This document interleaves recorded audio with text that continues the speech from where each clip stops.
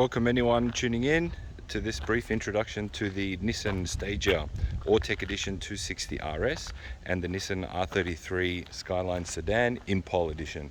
What we have here is two limited edition cars made by two of the most famous tuning houses in Japan back in the 90s, being the IMPUL Garage and Autech. We'll have a quick look at the Autech first, take a quick look at some of the differences on the exterior of this versus the exterior of a standard Stagea. Firstly, you'll notice we've got a big wide front bar, two-piece with a lip. That's Autech specific. You'll also notice we've got these large 90s box style side skirts, which really fill out between the arches in these cars very nicely. Full wraparound extended rear bar. It's also Autech specific compared to the very skinny rear bar on the standard Nissan Stageas. We also get the much wider rear wing, which really finishes off the back end of these cars nicely. This one here has genuine R34 GTR wheels on it. It's been repainted jet black by the previous owner. It was originally a KLO Sonic Silver. Paintworks of a very, very high standard. Presents very, very well. Also has the Autech specific interior, front seats, door cards, the rear seats. These rear seats are folding to get a lot more cabin space out of the rear.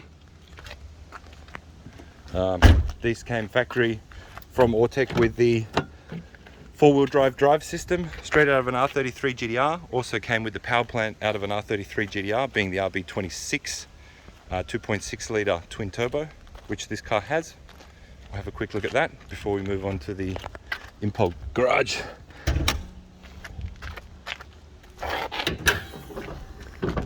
So there's the RB26, straight out of the Nissan Skyline GTR. Okay, let's move along. This is, sorry, just very quickly on that. That's number 939 out of 986, Series 1.5 Autech 260 RS is made. There was a total of 1,734 made, but that also includes the Series 2s. This here is number 12 of 200 made under the director of IMPUL Garage in the 90s. He decided that he'd like to show the R33 Sedan didn't have to be an ugly Camry.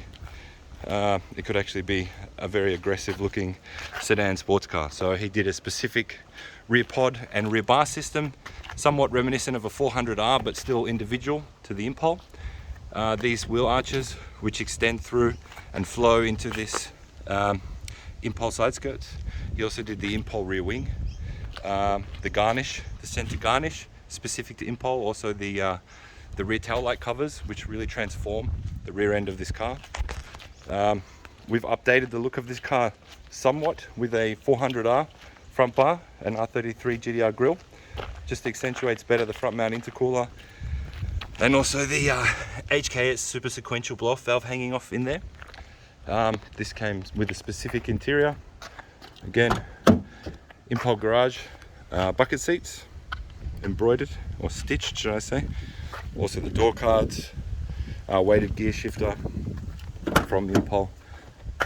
The rear seats retrimmed as well. You'll only find this trim spec in an IMPUL Garage R33. We've updated the electronics of this car a little. It's got a Power FC with a hand controller, just for a bit more tunability. A little bit of light work done in the engine bay. Upgraded injectors, forward-facing plenum, alloy radiator, the front mount intercooler, factory IMPUL strut tower there. We've also got TN coilovers all around. There's the badge for it, number 12. So that's that one there. Very nice car, really well presented, almost as close to what you'd expect the car to be when it came out of the factory, only slightly updated with some of the new equipment. Just start it up.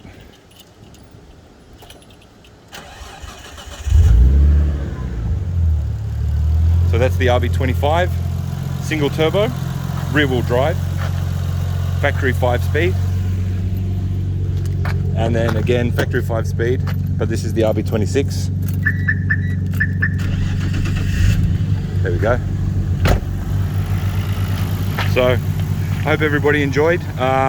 there are full details of both of these cars up on our website, and there's also a couple of other videos on them on the YouTube channel. Thanks for tuning in. Hope that you'll think about subscribing. Give us a thumbs up, drop a comment. Appreciate you guys. Cheers.